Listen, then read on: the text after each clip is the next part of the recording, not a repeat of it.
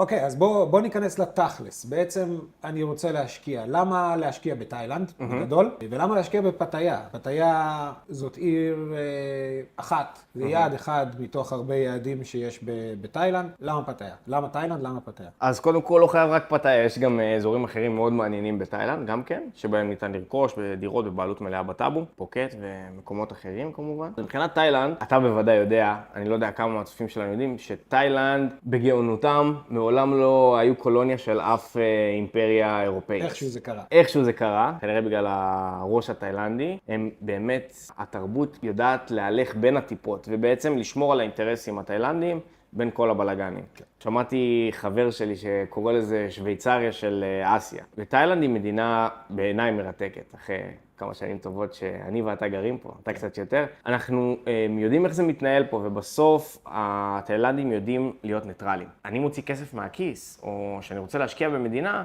לא הייתי רוצה שמהפכה פוליטית אחת תשלח לצד המזרחי, מערבי או לכל צד כזה או אחר. תשמור על האינטרסים שלי חזקים, במידה ושוב, דיברנו על הדירות בבעלות מלאה בטאבו.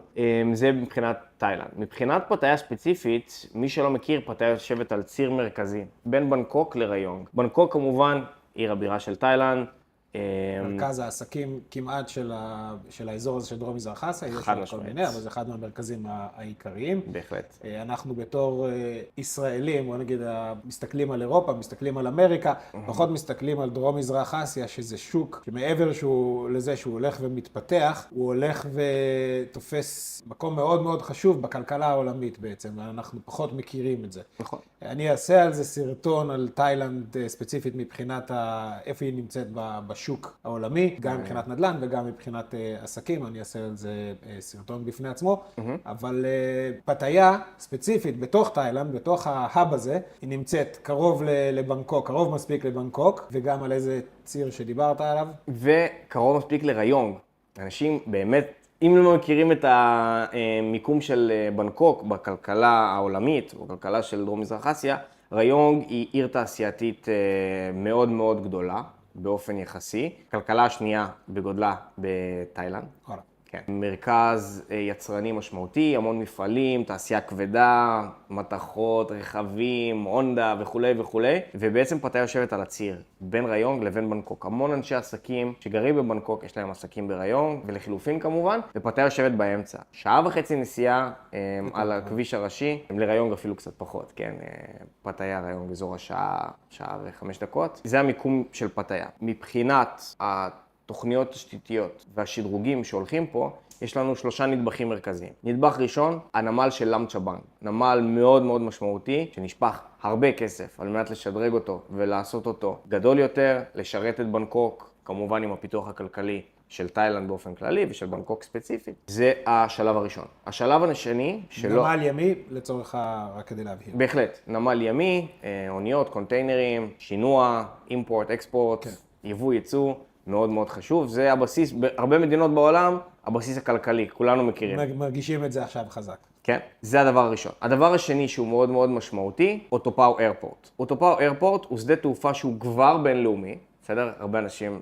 שהוא נחשב לשדה התעופה של פתאיה. נכון, נכון. הוא בגדול נמצא יחסית קרוב לפתאיה, אזור חצי שעה מפתאיה, והוא נמצא די בין פתאיה לריונג, והשדה תעופה הזה, נכון להיום, מעביר אזור 3 מיליון טסים בשנה. השדרוג התשתיתי וכל התוכנית פיתוח שלו, שכבר יצא לדרך וכבר הכסף תוקצב, עד סוף שנת 29, כמות הנוסעים צריכה לעלות ל-60 מיליון, פי 20. כן. ולאחר מכן אמור להיות שלב נוסף של שדרוג. בעצם זה יהווה נמל תעופה מאוד מאוד מרכזי ממדינות מכל רחבי העולם שיבואו לפה טיסות ישירות. היום יש מסין ומקומות אחרים קרובים, ויבואו גם טיסות אולי בעתיד מישראל וממדינות אירופה. שזה בעצם משפיע על מה שאנחנו מדברים עליו. השוק שאנחנו מדברים עליו, על שוק הנדל"ן, בקונדומיניום, תיירות במיוחד, או אפילו מגורים לטווח ארוך כזה או אחר מבחינת רילוקיישן תעסוקתי. כן. שוב פעם, אנחנו לא מדברים ספציפית על השוק הישראלי, או אפילו אנחנו כמעט ולא מדברים על השוק הישראלי, אנחנו מדברים על פוטנציאל שיש להשקעה שיש לך ביחידה כזאת, מה הפוטנציאל לאכלס אותה לטווחים קצרים, לטווחים ארוכים, ויש פה שוק עצום בדרום מזרח אסיה, באסיה, שמגיעים גם מהמזרח התיכון, גם מסין, שבעצם עושים רילוקיישן תעסוקתי לאזור הזה, כי נפתחים פה הרבה מאוד עסקים והרבה מאוד חברות גדולות שמצריכות עובדים זרים, אני שם את זה לצורך העניין, שכמובן צריכים להתאכלס. ויש את הפן התיירותי של פתאיה, בוא תיגע בזה גם קצת. בשמחה. מבחינת הפן התיירותי של פתאיה, פתאיה בעשרות השנים האחרונות הייתה עיר תיירות שמשכה הרבה תיירים מכל רחבי העולם. יש לה קצת סטיגמות, נכון? סטיגמות של רק חיי לילה ורק בלגן ורק מועדונים ומסיבות וברים, וזה מאוד מאוד רחוק מהמציאות. אתה הגעת עכשיו עם המשפחה, נכון? כן, מדהים. יש להם מה לעשות לילדים פה בפתאיה? יש הרבה יותר מדי לעשות, אנחנו לא מספיקים לעשות הכל. אני כן יודע, אתה יודע, מהחיים בתאילנד בשנים האחרונות, אני כן יודע שפתאיה השקיעה המון ועדיין משקיעה המון אמצעים לפנות לקהל המשפחתי, הרחב יותר. כמו כמעט בכל יעד תיירותי בתאילנד, יש רחוב, שני רחובות שהם הרחובות הפחות נחמדים, הייתי אומר את זה, פחות family oriented, והם בעצם נותנים את השם הרע לעיר הזאת. בצמו יש לנו את הרחוב הצ'וואנג, שמערבים, ישראלים מאוד אוהבים להיות בו, ומגיעים שם ואומרים, תקשיבו, סמוי זה כמו אילת. קודם כל, אילת זה לא כזה גרוע, אבל מעבר לעניין הזה, צ'וואנג זה רחוב אחד בסמוי, וסמוי זה אי שיש בו שטחים פתוחים, ויש בו ג'ונגלים, ויש בו כפרי דייגים שקטים, ויש בו עיירות שקטות, וכמעט ולא מכירים אותם, ובעצם השם של קוסמו יצא עיר תיירותי, והוא מפוצץ, והוא עמוס, והוא הכל. הוא לא. אני גר בצד המערבי של האי, והוא לא במובן הזה, ואנחנו מדברים פה על אי מאוד קטן, קוסמו. כשאנחנו מדברים על פתאיה, זאת עיר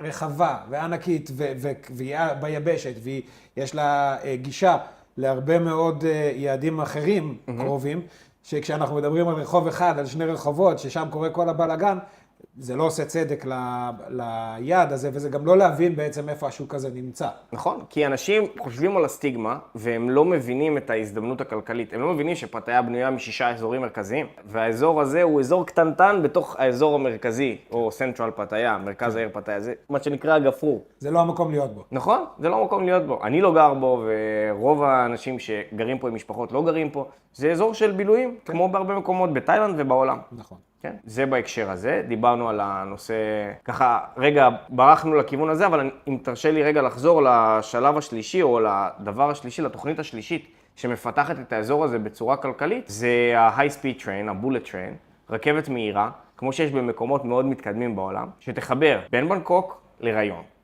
בסדר? לא רק שהיא תחבר את הנמל תעופה המרכזי, אלא היא גם תחבר את דון מואנג, הנמל תעופה הצפוני של בנקוק. זאת אומרת, זה ממש יהיה ציר. אנחנו מדברים על דון מואנג, סוואנפום, פתאיה, תחנה באמצע, אוטופאו איירפורט, עד לריון. הציר הזה עובר שדרוג מאוד משמעותי, והמון כסף נשפך על מנת לשדרג אותו. כתוצאה מההשקעה הממשלתית ומכל הדברים האלה שדיברנו, גופים גדולים בעולם בחרו לקחת חלק כלכלי ולהיכנס לפתאיה, או לאזור הזה של צ'ונבורי בכלל, מי שלא מכיר, תחת מחוז צ'ונבורי. אז יש לנו את הטומורולנד, אם שמעתם. מגיע שנה הבאה.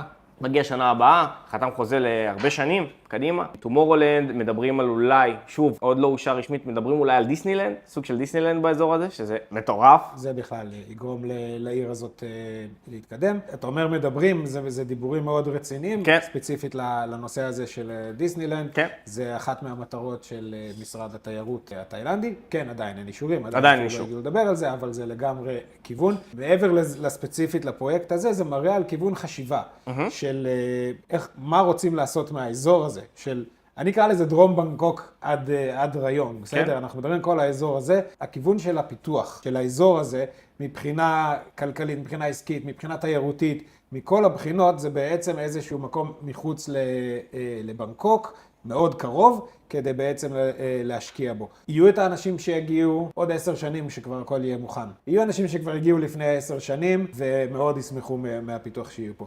יהיו את האנשים שרואים את ההזדמנות עכשיו, במחירים מאוד אטרקטיביים, אני חייב להגיד, אם אנחנו מסתכלים מבחינת המוצר שאתה מקבל, בפרויקט קונדומיניום פה בפתאיה, לעומת מוצר שאתה מקבל בקוסמוי, בצ'אנג מאי, או מה שזה לא יהיה, מבחינת המוצר אתה מקבל הרבה value for money, כשבעצם זה ממש השקעה לטווח הארוך. ברגע שאתה עושה foreign quota וזה על שמך, ואתה רואה את כל האזור הזה מתפתח מסביבך, זה מעלה את הערך של הנכס שלך. זה לא השקעה לטווח קצר, זה לא השקעה לצורך רק לבוא לחופשות מדי שנה פה, שזה מצוין, שני הדברים האלה. זה להסתכל לטווח הארוך ולראות איך הערך של הנכס שלך, של ההשקעה שלך, איך הוא בעצם עולה. אנחנו לא כל כך מכירים, אנחנו חיים פה, אבל בתור האדם, המשקיע המערבי, ואני לא מדבר ספציפית רק על הישראלים, גם על האירופאים, המשקיעים המערבים לא ממש מכירים את דרום מזרח אסיה או אסיה בכלל, אבל דרום מזרח אסיה ספציפית, ואת השוק האדיר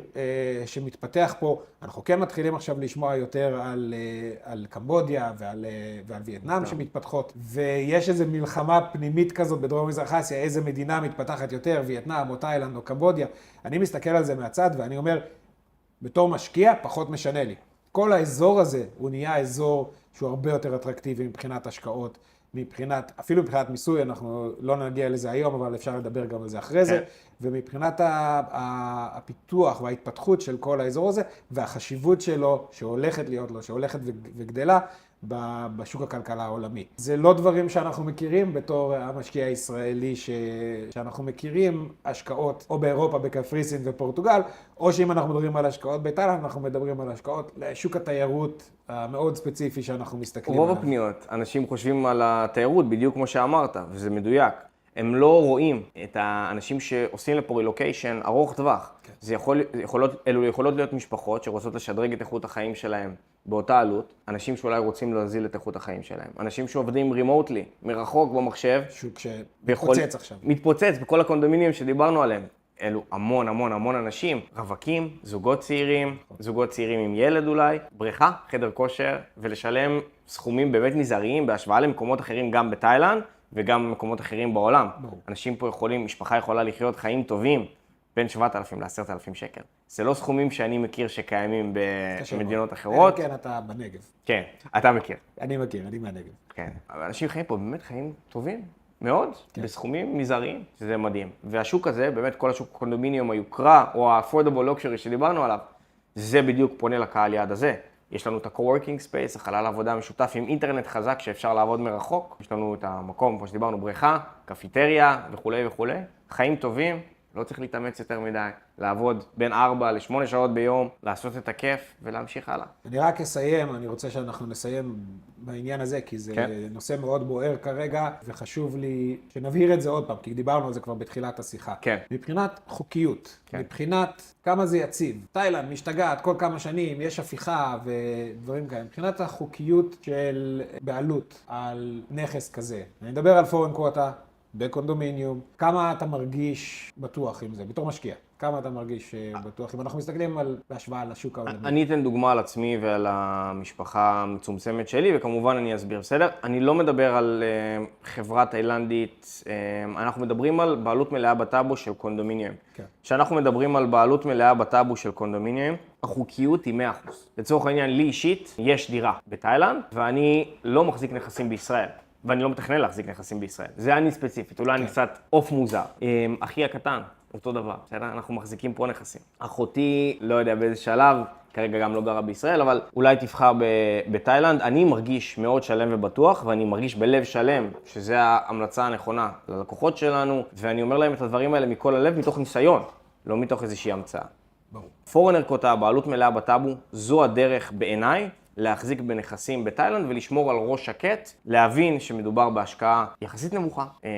הרף כניסה שלנו יחסית נמוך. יש לנו הזדמנויות מצוינות למי שזה מתאים לו. תקשיבו, יש פה הזדמנויות טובות, והשוק הנדל"ן בתאילנד, שאנחנו מדברים על פורן קווטה ואנחנו מדברים על בעלות מלאה על נכס, זה משהו שבתקשורת ובכל מיני פלטפורמות אחרות קצת מפחידים אותנו, קצת הרבה יותר מדי ממה שיש פה באמת בשטח. שווה לבדוק את זה, גם שווה לעבוד מול סוכן ומתווך שמבין את השוק פה ויודע איזה מוצר כדאי ואיזה מוצר פחות כדאי לגעת בו. אני מקווה שנהניתם קצת מהשיחה שהייתה לנו, מהדיון שהיה לנו. אני מקווה שהבאנו פה קצת יותר תובנות ומידע לגבי ההשקעה בכלל בתאילנד ובפתאיה בכלל. מוזמנים לפנות אליי, בשמחה אני אפנה אתכם לאריאל, ותודה רבה.